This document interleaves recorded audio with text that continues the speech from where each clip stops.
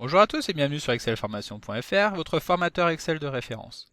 Dans ce tutoriel, nous allons voir comment faire pour sélectionner des cellules qui sont uniquement visibles à l'écran. En effet, nous constatons ici que deux colonnes ont été masquées, mais lorsque nous souhaitons effectuer un copier-coller de ces données, automatiquement Excel va prendre les colonnes qui pourtant sont masquées. Nous allons voir qu'il existe une astuce très simple pour ne sélectionner que les cellules visibles à l'écran.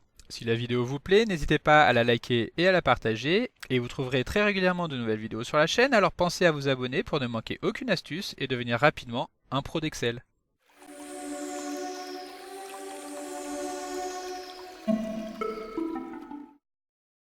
Comme d'habitude, le support de secours est disponible dans la description de la vidéo. Lorsqu'une feuille de calcul contient des lignes ou des colonnes qui sont masquées et que l'on effectue un copier-coller d'une plage ou d'une cellule, alors toutes les cellules vont automatiquement être récupérées, car la sélection ne va pas s'arrêter uniquement aux cellules disponibles à l'aperçu, mais elle va bien prendre toutes les cellules qui sont contenues dans la sélection. Pour nous en rendre compte, nous disposons de la base de données suivante que nous avons ici à l'écran, et qui reprend les données personnelles des employés d'une entreprise. Parmi les informations que nous retrouvons dans cette base de données, certaines informations sont dites sensibles et nous souhaitons les masquer. Par exemple, nous avons la colonne salaire que nous allons masquer, ainsi que la colonne concernant les adresses mail. Donc nous voyons bien ici dans les en-têtes que ces cellules sont masquées. Nous passons de la colonne D à la colonne F et de la colonne G à la colonne I. Il manque donc les colonnes E et H.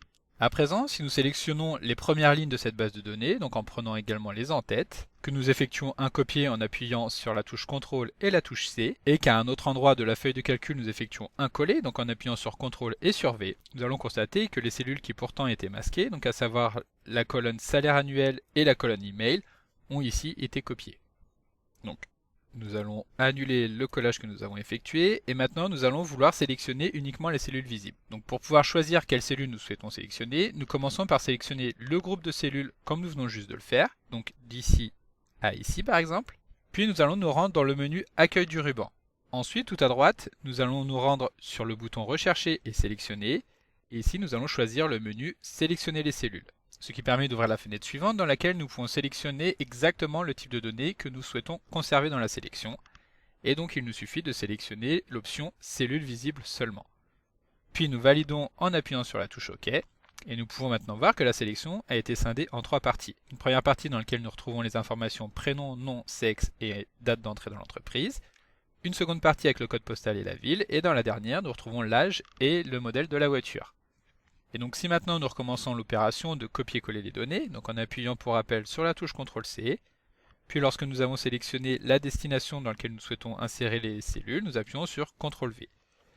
Et à présent, nous pouvons constater qu'effectivement les colonnes salaire et adresse mail n'ont pas été récupérées. Alors sachez qu'il est également possible d'activer la fenêtre que nous avons activée tout à l'heure pour sélectionner les cellules en appuyant sur la touche F5, puis dans la fenêtre qui s'affiche à l'écran, il suffit d'appuyer sur le bouton Cellules.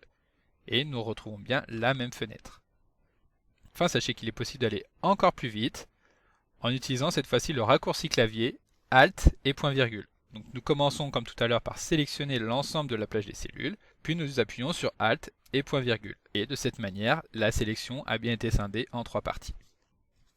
Et voilà, comme d'habitude, vous pouvez télécharger le support de secours en suivant le lien que vous trouverez dans la description de la vidéo. Si la vidéo vous a plu, n'oubliez pas de la liker et de la partager. Et vous pouvez également me laisser vos impressions dans l'espace des commentaires. Et évidemment, si ce n'est pas encore fait, abonnez-vous à la chaîne pour ne manquer aucune astuce. Merci d'avoir suivi cette vidéo jusqu'au bout et à demain.